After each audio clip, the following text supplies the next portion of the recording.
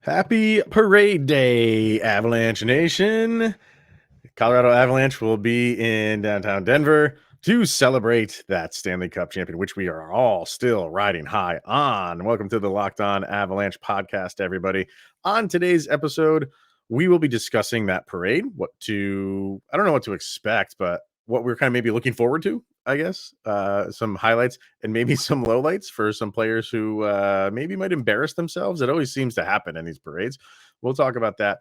We will get to, again, we weren't really planning on this, but there's some Nazem Kadri news out there. And we talked about the unrestricted free agents yesterday. He's kind of one of the highly sought after ones, not only with the Avalanche, but around the league. And he made an interesting comment on a podcast or a sports show. And we will talk about that. And then all of the Avalanche injuries. You're hearing a lot of Tampa Bay Lightning players and fans saying, like, well, if we didn't have injuries, well, the Avalanche had them too.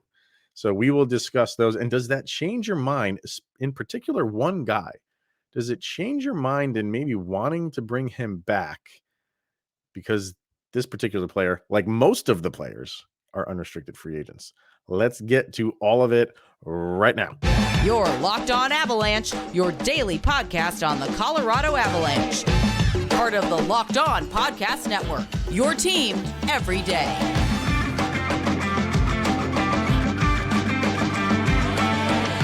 This is not going to be the Macy's Thanksgiving Day parade with fire trucks and dance numbers from New York City. This is going to be a lot better than that, if you ask me. Welcome to the Locked On Avalanche podcast, everybody. He is Mr. Shaggy Von Doom. I am Chris Maselli, following this team since 95, and now we get to do a podcast on them. And it's so much better even when it's always good, but when they win a championship, the content just keeps flowing, man. This is good stuff. It's great to be the king. Yeah. Follow the show. Well, first of all, thank you for making this your first listen of the day. That's always appreciated. Follow the show on social media outlets, LOPN_Avalanche on Twitter, Locked On Avalanche on Instagram. Questions, comments, concerns, opinions to lockedonavalanche@gmail.com. And follow the show on our YouTube channel over on the YouTube. Hit subscribe, get notified when a new show goes live. All right, Shaggy. Like I said, we talked some UFAs yesterday, and Nazem Kadri is obviously one of those guys. He's one of those guys that the Avalanche do want to sign, but a lot of other teams around the league want to do the same thing, especially after the season that he had. And this is when you have those contract years and guys just outperform themselves. Teams maybe overpay for them. So this is one that a lot of people are going to be watching. It'd be really interesting to see what we hear about. Sometimes we don't really know the definite numbers, like we didn't with Philip Grubauer. I think, well, I don't say we didn't. We kind of got guesstimates on what the Avalanche were offering, and we knew that it was less than what Seattle was wanting, so he walked. Sometimes it's tough to get the definite numbers, but we kind of feel like we get a roundabout idea of what the Avs offer. And I'm really looking forward to what we hear comes out of the Avalanche camp for what they offer Nazem Kadri. He went on, let's see, it's a show called Real Kuemper and Born. So he said, his first choice is to go back to the Avalanche. He said, quote, "How can it not be? The Cronkies have been great supporters of mine and made it clear to me they'd like me to stay, but we understand that there's a business aspect involved. We're going to try to work together." So I like that comment. That's nice to say, like, we're going to try to work together. I want to be here. And then a little bit further down, he makes a comment about, he said, this is within the article, which is on Sportsnet. And he says, it's clear the 13-year veteran intends to make the most of his free agency opportunity. And Kadri says, quote, "I've shown what my worth is, and I'm just looking forward to watching this all develop." What do you take from that? I feel like, I know there's been a lot of comments in the YouTube on, oh, he's out of here. He's out of here. I'm still not sold even after the comments. Okay. I feel like just with the Players Tribune article and everything that he's gone through and like his celebrations and like his comments literally after we won the cup that got quoted 100,000 times. Um, I just feel like he's still taking shots at Toronto and like his treatment in Toronto. And like, hey, you guys didn't want me. You guys didn't have my back. Right. I'm showing my worth here. Like, look at what I could do when I have a team that supports me. And it feels like that talk with the Cronkies, like, it feels like this is, like, something actively he wants to be a part of and, like, showing his worth. I feel like he's still doing a dance on Toronto, like, he's still trying to show off for that ex-girlfriend, and he's really trying to make it like, I'm doing really good, I don't need you." And that's just how I take it, and of course, naturally, I wear Nazem Kadri glasses, so Right. that's just how I take it. Well, I think, he's a guy that'll hold a grudge, Mhm. against specific teams, and I think he has a little bit of a grudge against Toronto. You're seeing people say like, "Oh, he's going to go back to Toronto, finish his career there." I don't see that. I think he's mad at him. Yeah. I think he loved his time there, but I think he's like, "You guys did not want me. You traded me. Why would I ever go back there?" But I think there's some guys who that do hold grudges. The way that they get back at them is one of two ways: go win a championship, which he just did, and the other is sign a fat contract to show these like, hey, this team would have insert team just paid me all this money because I'm a good player and you got rid of me. Yeah. So I wonder which is on his mind right now. Like he's got the championship. Be nice to win another one. Don't get me wrong. So you still play to win, even though you've won one, you still play to win more. So it's gonna be, you know, I keep thinking like if the Avalanche are in the vicinity of what he's thinking about and his asking price, I'm gonna be interested to see if anybody can match it. That's what we got with Gabe Landeskog. Yeah. Landeskog was shooting for the moon for his contract, and that's fine. You know what I mean? You're a free agent. This is your big contract, and that's fine that you want to do that. And I think he was seeing teams aren't really. I mean, it's you have a flat cap. It was tough to really offer him what he was asking for, from which I understand was near 10. Yeah. That's a big ask, and the Avalanche got him for 7. So I want to see that. I want to see what other teams are willing to pay for Kadri, and I just feel like if it's close, I feel like we're not going to have a repeat of the Philip Grubauer because they were close to what Seattle wanted. Grubauer wanted to go see what it was like playing with a expansion team, and he found out it wasn't like playing for Vegas in their first year. But So we'll see. We'll see where this goes because I feel like if they're close like they were with Grubauer, I just feel like he stays. But what's that number right now? I don't know. and the difference between Grubauer and Kadri, Grubauer went to go prove himself. Kadri came here to prove himself. Yeah, right. Yeah, there's definitely some truth to that. So, but that's the thing. Like, does he feel like he's proven himself? Like, I think there's still detractors for him. There always will be. That'll Yeah. never change. Like But the at when the next step would be like if you're really trying to get back at Toronto, go sign a fat check in Mhm. Montreal. But Yeah, do you really want to which I like think he grew up a Montreal fan, if I'm not yeah, mistaken. I think he and did. it's would you want to do that? Is it worth that much to Mhm. possibly take a step backwards in the view of your career, like have a rough season? Is that really are you really Well, doing a lot? and let's look at his stats. You know what I mean? This was far and away his best Yes. season. That's not a secret. The seasons prior, just starting with this year and then going backwards, 87 points, 32, that was in the 56 game shortened season. 36, that was in the COVID 51 game shortened season. 32, 36, and then 44, that was his last year in Toronto. Prior to that, 55. In 16, 17, that was his highest save for this season with 61. Then 45, 39, 54. So you're in that 40 to 60 range with him, Mhm. and he just went above and beyond for that.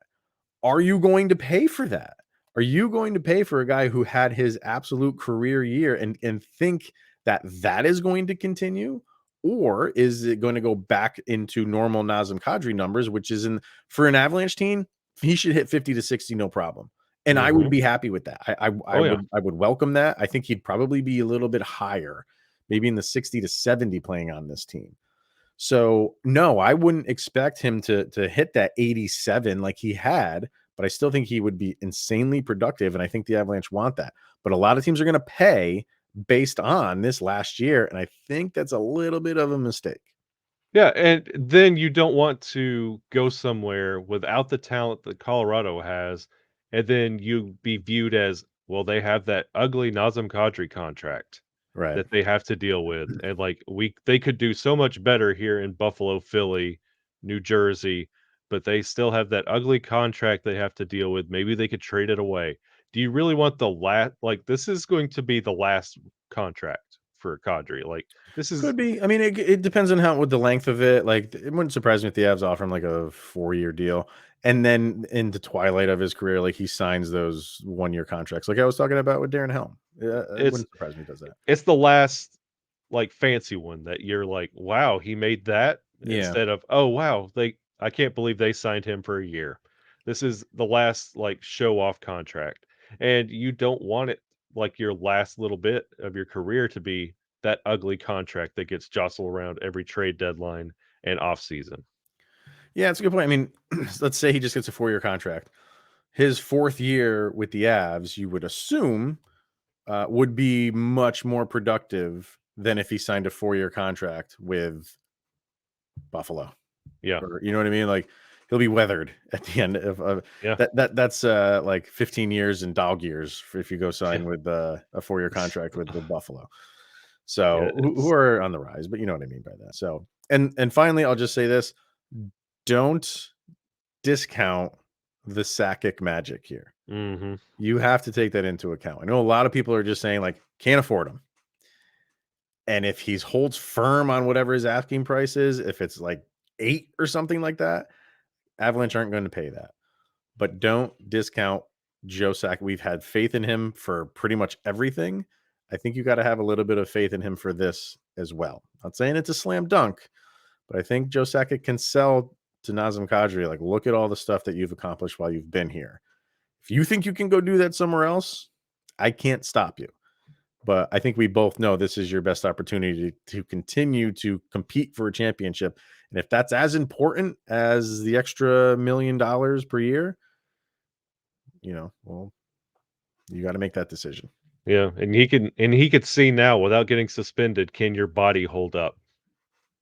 Like, that's That's always where a he's yeah, at in his career. yeah, that's always a question. So I love this, dude. I love playing couch GM, and in a second life I would have been one. But That's this is like the season's over and it doesn't really end for me because I just jump right into all this stuff. I absolutely love it. That's what I do on NHL 22. It's not like Yeah. all the extra stuff, it's like franchise mode. Oh, I it's run the great. team. I love it. That's great. All right, let's hear from Bet Online, and then we'll get into some of those Avalanche injuries that all these are coming out now. Not like it's breaking news or anything. We kind of knew what they were, but we're kind of getting confirmation on some of them. One which surprised me. I had no idea that this particular player was even injured. So we'll talk about that. But first, betonline.net, it's your number one source for all of your betting needs and sports info. You can even go bet on the Avalanche to win next year's Stanley Cup, which of course we know that they are going to do. You can find all of the latest sports developments, league reviews, and news, including this year's NHL playoffs. Actually, you can't do that right now with NHL playoffs because those are over because the Colorado Avalanche won that bad boy. But you can still bet on Major League Baseball. That's in Yeah. effect. That's like the only sport going right. That's the only one of the 4 major sports that's going right You got now. UFC and NASCAR still going.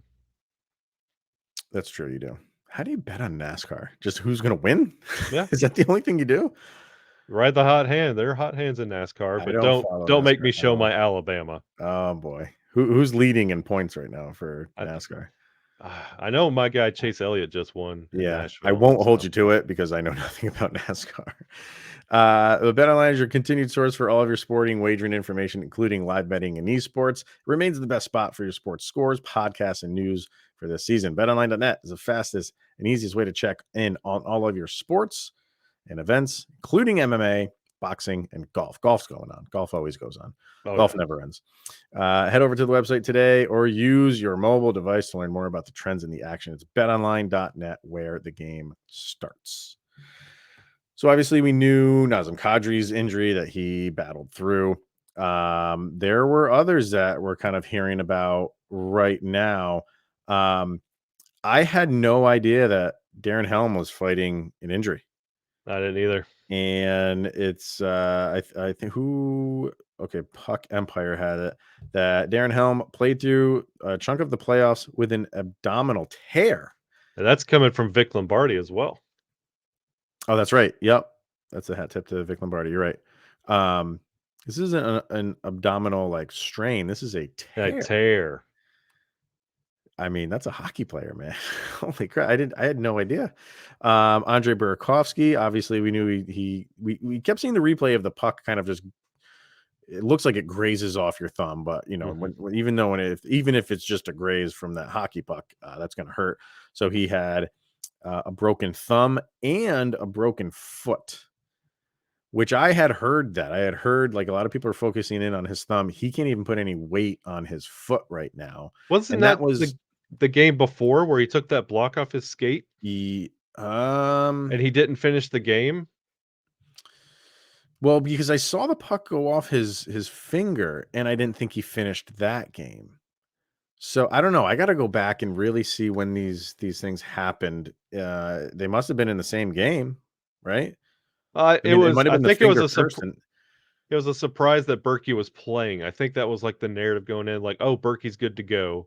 And then he gets in and then he hurts his finger, and you're like, well, that was fun while it lasted. So If I'm so he I think it was the game before he took that puck late off a block off I his skate. remember that. Yeah. So he went back out there and it was already broken. The It's foot. what it sounded like. Oh man, I got to look at the timeline for that because that's Yeah. crazy if he did.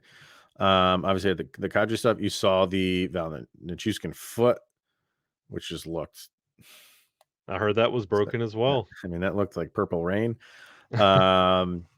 And obviously the Sammy G thing. So you're seeing a lot, and you're hearing a lot from some Tampa fans, and we don't bring it up because of this, but you know, with Tampa fans saying like, oh, if we were 100% healthy, well, the Avalanche weren't 100% healthy, and an image has come out of Darcy Kuemper the day after he got the stick in the eye, and it is just black and blue. It's just closed. You can't open it. He's got one eye wide open, one eye like pinched shut, like squints in the Sandlot, Yeah. and it's just like for Kemper specifically, you see that image, and then you hear from Jared Bednar, who was doing an interview saying like he had to go see like the eye specialist 2 to 3 times a day to kind of like I don't know if he was doing eye exercises or eye strengthening exercise or whatever the heck he was doing 2 or 3 times a day to get ready.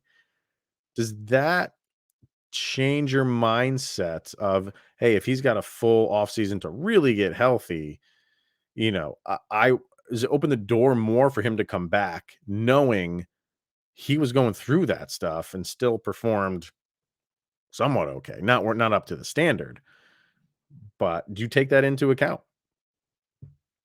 All right. After seeing that picture today, I can hear the rumble of everyone about to attack the keyboard. Mm-hmm. Mad respect to Darcy Kuemper. Um, Yeah.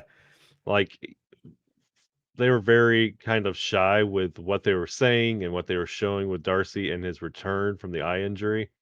And I just did not think it was that serious. And to hear him go through like retrain your brain, Mm-hmm.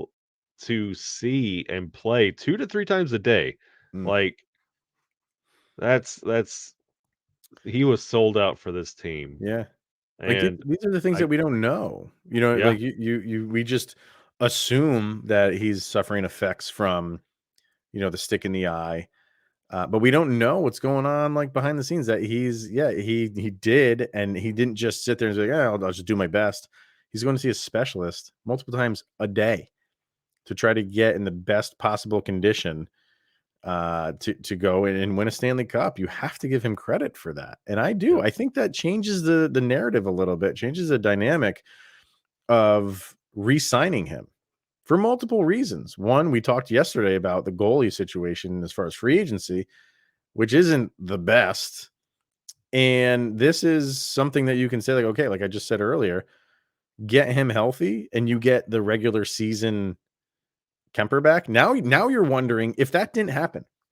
Yeah. If the stick in the eye didn't happen, would we have seen more of regular season Darcy Kuemper? Would we have lost a game? No, we would have swept them all. It's I mean, maybe he's good for, one or, I mean, God, I want to say 1 or 2 that games, and that would bring you down to 2 losses for the yeah, entire that season. happened in the Nashville series. So you had your 2 losses in St. Louis, and Mhm. that's just I the do. mind can For wonder. me, it changes the narrative a little bit. It Yeah, really does. It really does. So I kind of feel confident to say that, and I have seen one article saying there's interest on both sides, is how it was worded.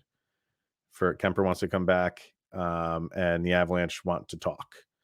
So it's not one of those things where it's like both sides definitely want this, but the way that it was phrased was both sides are going to entertain it.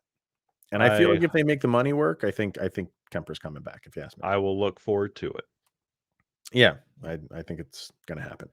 Um, who else? Well, the Helm Oh, one, we go and ahead. Sammy G's sternum as well, but Yeah, that's another one. And I'm seeing a lot of chatter about Sammy G possibly getting traded in this offseason. I heard the hockey guy talking about it. Shannon said uh, the Avalanche won the cup without him. So Okay. Yeah. I mean, you can't really deny that. But here's the thing, like you also won it with guys like Jack Johnson. it's You know what I true. mean? Like are you really, I mean, if you had the option between Jack Johnson and Samuel Girard, who are you going to go with? Sammy G. Thank you. Yeah. So I don't know if guys like Jack Johnson will be back. And I'm just seeing kind of like posts about it. I haven't really read any article. I don't feel like this is going to happen. I don't. I feel like Sammy G was the whipping boy for a lot of people last season. He's still signed for 5 more years, I think. 1, 2, 3, yeah, 5 more years at $5 million. I think he played through some injury last year, I do and agree with that. and I don't think he was at his best. He No. he definitely took a step back. But if Joe Sakic is anything, I've said this so many times, he's patient. We've seen what Samuel Girard can do. And I don't think because he had a season that maybe we can say, like you just said, that he took a step back. I don't think that makes Joe Sakic panic and just say, we got to get rid of this guy. Yeah. I mean, we've seen, look what he's done with Martin Kaut. Yeah. If Martin Kaut hasn't been traded by now, I don't think he's going to be. I say that a little bit tongue in cheek because, he very well could be, but they are patient with guys. They're patient with their coach. You know what I mean? Like for after that first season with Jared Bednar, you're patient with him. I don't see, unless some deal comes in where they just have to do it and they're like, yeah, this is a great deal. Let's pull the trigger on it. But I don't see that coming. And we forget we're like a season removed from when Cale Makar was injured for a little while. Sammy G took over, and I remember reading on the score on Yahoo Sports, and this was halfway through the season. They ranked Norris trophies. He was number 1. Yep. He was the favorite to win the Norris. You just don't lose that capability over the course of a season. I think there was something wrong with him. I think he was a little bit injured. I don't see the Avalanche panicking and getting rid of him. No. And especially with that contract, and I don't think he played at 100% for maybe 3/4 of the year. Mhm. He just was not skating like typical Gerard. No. Well, if everything kind of settles down and he makes it through training camp, I'm excited to see what he looks like on the other side. Yeah. I mean, you want to see that. You want to see how yeah. I mean, and we knew that he did get injured.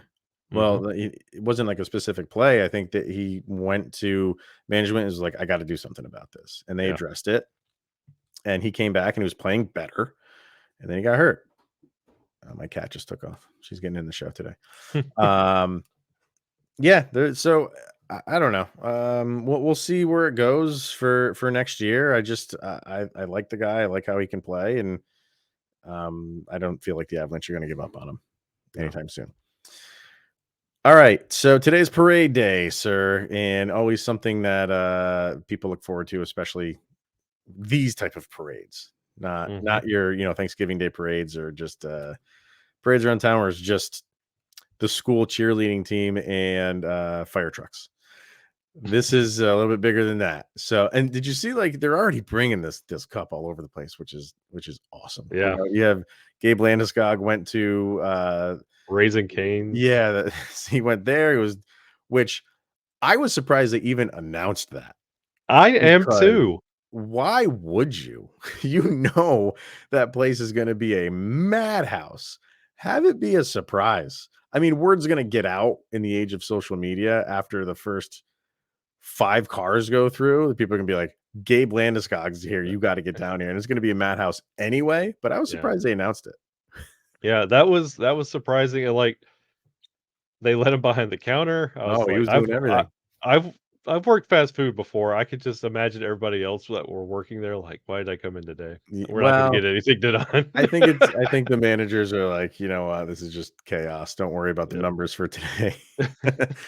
But you had that. They brought the cup to the Rockies game Mhm. on the field. Landeskog threw the first pitch. Wasn't the best pitch in the world, but what are you Nope. gonna do? But He can't be good at everything. no. But is it? I mean, when you see like you're so used to the cup in a hockey rink or at a hockey rink, Mhm. when it's out and about in the the nature of the Yeah. world, and when you see it at like a baseball park, you're just kind of in awe of it there, Yeah. because it's just the size of it, and they're just carrying it around, and they had it up on the mound and everything. It's why it's the greatest. You just notice it no matter where Yeah. you go. So I'm looking forward to where this thing's going to go around the country. Yeah, But and that's what you're looking forward to is seeing that on the parade route yeah, with the mammoth. yeah, the Mammoth are going to be there. I mean, I'm looking forward to it. It's just a fun time, But you're go as much as I hate the New England Patriots, those guys, like, had fun. Yeah. Part of it was, you have guys like Gronkowski up there. But I kinda wanna see who's the one that's kind of going off the handle here. Maybe had a little bit too much to drink early in the morning. I don't know. And and see, like, that's what I'm looking forward to the most, and that's like, I'm kind of the paranoid fan here. Like, Mhm, this has all been wonderful, and we've been like, to quote Chris Jericho, "We've been drinking it in, man." But you remember the 2019 Blues parade and their, like, Sing Gloria, mhm, and you remember all that. You remember the jet skis with Tampa Bay and throwing the cup around in the water. yep, Like, those are memories that stick with you. The Avalanche need we what kind of memory are we gonna get out of this parade? Who's going to be that guy? Who's gonna give us that quote that we're all gonna talk about for the entire offseason? mhm. Like, this is the moment. We need Um, one of those to secure, you like, know what? Like, this past the parade. I kinda wish Kadri didn't say what he said on the ice and save Yeah, that for, I thought the on the mic, exact same thing. because that would have been it. That would Yep, have been the I mean, it's not to say that he doesn't have something else ready to go in the hopper true. to say something equally as awesome, but him, I think maybe Eric Johnson's got a nice comment up his sleeve, And then just say, "I retire." Like, "I'm say out, something extremely controversial, mic drop just it," like and then, "Oh, yeah, by the way, I retire. Bye." Takes his jersey off and then and, he like, gets sits it on on a chair. Landeskog the horse and rides off into the sunset. Which you could do, man. Like he's big into that stuff. Like he Yeah. could just do that full time. I don't think, I don't expect an announcement at the Sammy G takes off his mask and it was Tyson Berry all along. Oh, hey. That'd be funny. I know, but I'm looking forward to it. I can't wait to see like images that come from it. Yes. So I'm sure people are gonna be posting like mad men and mad women. It's gonna be crazy, man. It's gonna be crazy, and then you're gonna see some. I think you are. You're gonna get a good like soundbite or two from people, and maybe an extra dent or two in the cup if they drop that thing. If you've seen that before, trophies go Yeah. flying off these floats that they're on sometimes. So I hope it's not the cup, but wouldn't surprise me if it does. No, it's seen better days already. Yeah. All right. If you're there, enjoy it. Behave. Don't do anything stupid. Be a good Av fan. Because enjoy yourself. Because who knows when this could happen again? But could happen next year. It'll happen next year. It'll happen next year. What am I talking about? All right, everybody. Thank you for tuning in, making this your first listen of the day. That's always appreciated. Really, it really, really is. This is we're gonna have a good off season. Still a lot to talk about. Getting the draft picks, possible draft picks, things like that. Free agency is around the corner, so all that fun stuff. We still have a lot to talk about. The season never ends. We will not be here tomorrow. I feel like we're just going to take the day off, have like a nice long weekend with the 4th of July weekend.